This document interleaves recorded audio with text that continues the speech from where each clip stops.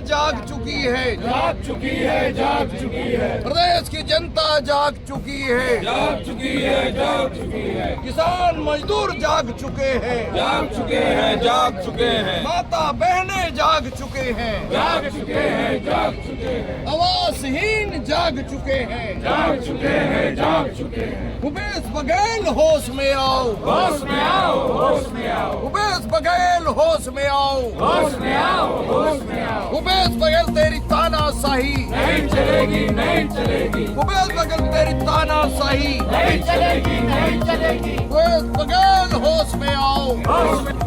आज भारतीय जनता पार्टी के द्वारा मोर आवास मोर अधिकार के अंतर्गत 1 लाख लोगों से ज्यादा का आने का आह्वान किया गया था और आज की जो संख्या है उससे ज्यादा थी।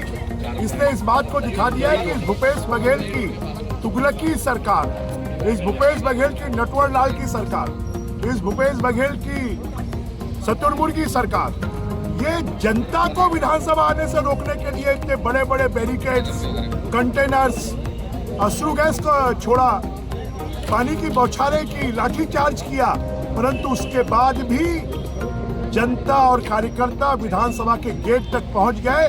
वो कितने भी अवरोध खड़े करें, इस सरकार को उखाड़कर फेंकने का संकल्प छत्तीसगढ़ की जनता ले चुकी है। 8,02,011 के हितग्राही, 2016 के 8 लाख हितग्राही और 4 लाख शहरी हितग्राही, 20 लाख गरीबों का सर से छत छीनने का पाप किसी ने किया है तो भूपेश बघेल सरकार ने किया है। और अपनी मांगों को लेकर रायपुर आने वाली जनता के ऊपर में अश्रु गैस छोड़ा गया, वाटर कैनन पानी की बौछारें की गई, लाठीचार्ज किया गया और 100 से ज्यादा हमारे कार्यकर्ता घायल हुए हैं।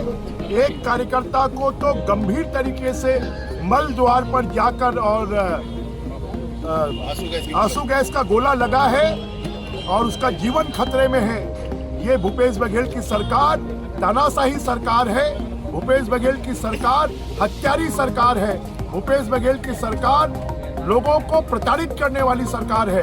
इस सरकार को 2023 में उखाड़कर फेंकने का हम संकल्प लेते हैं और जो लाखों की संख्या में यहाँ पर जनता आई उसके सबको हम धन्यवाद देते हैं।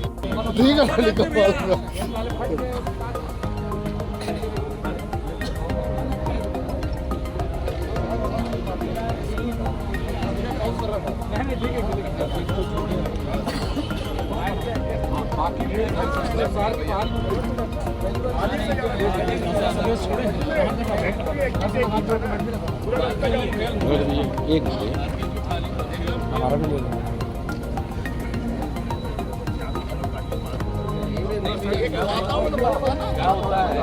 सब कार्यकर्ता अपनी गाड़ी में आए, हर रोड किनारे गाड़ी लगाया, वो करके चला है और घूमते रहो। बाहर तो है ना, 1.5 घंटे तो